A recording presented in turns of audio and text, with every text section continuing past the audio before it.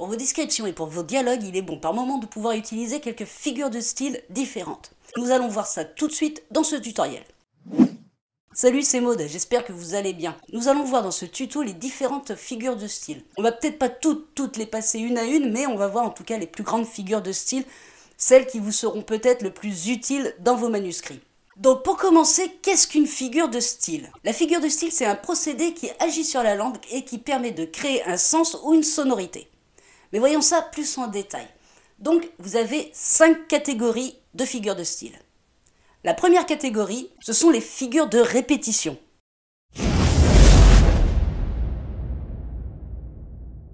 Donc dans les figures de répétition, vous avez l'anaphore. L'anaphore, c'est la répétition d'un ou plusieurs mots en début de phrase, comme l'exemple suivant.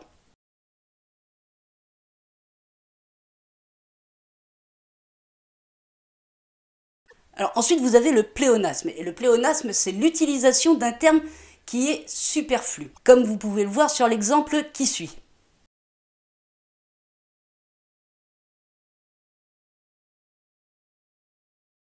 Toujours dans le style de la répétition, vous avez la gradation. Alors, la gradation, c'est des mots qui sont assemblés successivement de manière croissante ou décroissante. Regardez l'exemple qui suit pour mieux comprendre.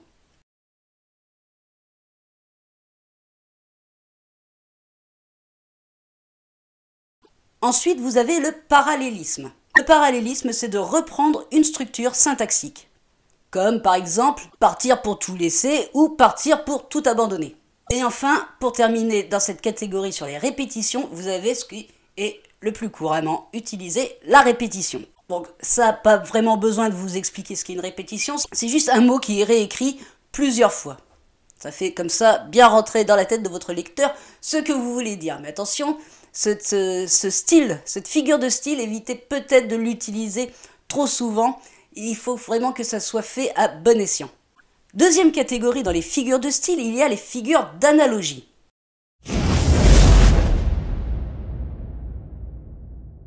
Pour commencer, vous avez l'allégorie. Alors l'allégorie, c'est le fait de représenter des valeurs abstraites avec des images concrètes, comme l'exemple qui suit.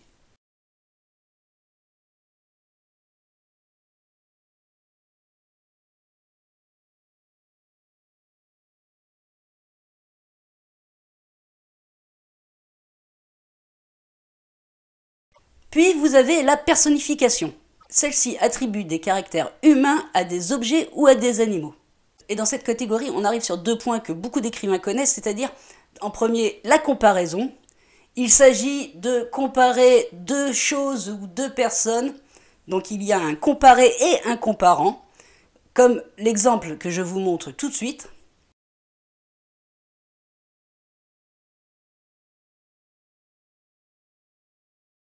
Et la deuxième figure de style qui est très connue, c'est aussi la métaphore. La métaphore, c'est également une comparaison, mais on n'utilise pas certains termes. Autant pour la comparaison, vous allez utiliser des termes du genre comme, tel que, etc. Autant pour la métaphore, il n'y a pas ces termes. C'est une comparaison directe.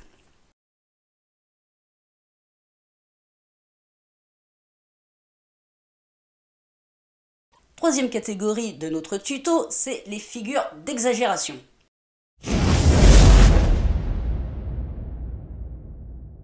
Dans cette catégorie, il n'y a qu'une seule figure de style, c'est l'hyperbole. Cette dernière exagère l'expression pour la mettre en relief.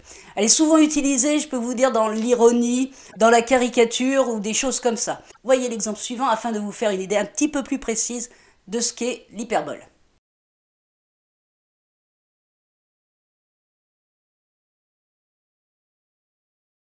Si ce tuto vous plaît, vous pouvez vous abonner à la chaîne, n'hésitez pas, c'est le petit logo juste en dessous. Mais continuons. La quatrième catégorie de notre tutoriel, ce sont les figures d'atténuation. Alors comme son nom l'indique, c'est pouvoir atténuer les choses.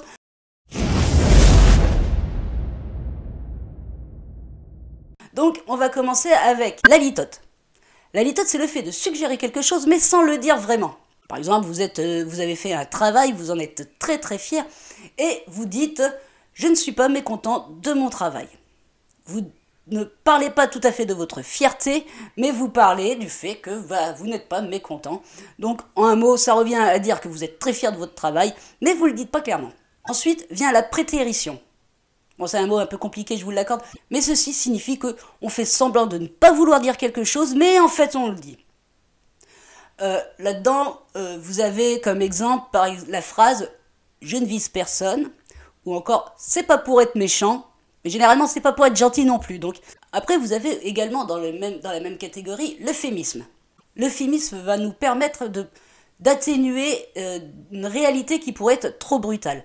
Je vous donne un exemple tout de suite.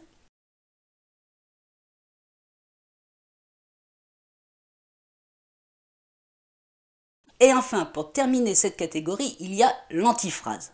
L'antiphrase, c'est simple, c'est de dire tout le contraire de ce que l'on pense et d'une façon ironique. Par exemple, pour vous donner un exemple concret, quand quelqu'un vous sort une blague qui n'est pas forcément drôle et que vous répondez « mais qu'il est drôle !» et bien là, c'est de l'ironie et là, c'est de l'antiphrase. C'est-à-dire vous sous-entendez qu'en fait, c'était bien pourri sa blague et que, voilà, vous le taquinez vous aussi en lui disant qu'il n'est pas vraiment drôle, mais de manière contraire. Et enfin, notre dernière catégorie des figures de style à connaître pour les écrivains, ce sont les figures de construction.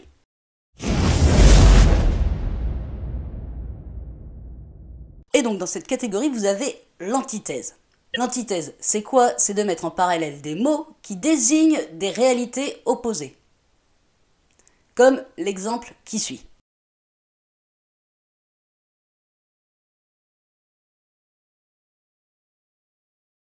Vous avez également l'oxymore. L'oxymore, c'est une figure de style qui met deux mots opposés côte à côte. Regardez l'exemple.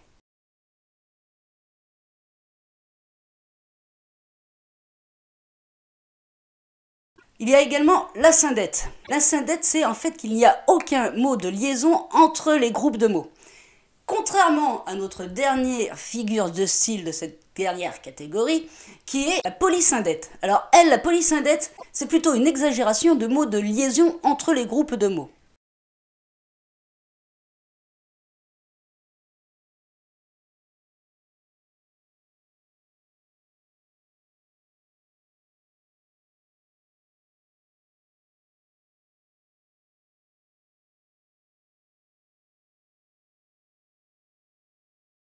Donc voilà, les figures du style, c'est quand même quelque chose qui peut largement aider un écrivain. À vous de pouvoir les travailler, à vous d'être original aussi en les utilisant. Parce que des figures du style, des fois, surtout dans les comparaisons ou dans les métaphores, il y a des propos hyper bateaux. Donc ceci, essayez de les éviter. À vous d'être créatif dans vos comparaisons, à vous d'être créatif dans votre métaphore, à vous d'être créatif dans vos figures de style. Mais elles sont nécessaires, elles sont surtout nécessaires pour les descriptions et les dialogues. Donc vous allez sans doute devoir les utiliser, mais soyez créatifs surtout. Voilà ce que je pouvais vous dire sur les figures de style. Je vous retrouve très bientôt pour un prochain tutoriel. En attendant, je vous souhaite une bonne écriture à toutes et à tous et prenez soin de vous.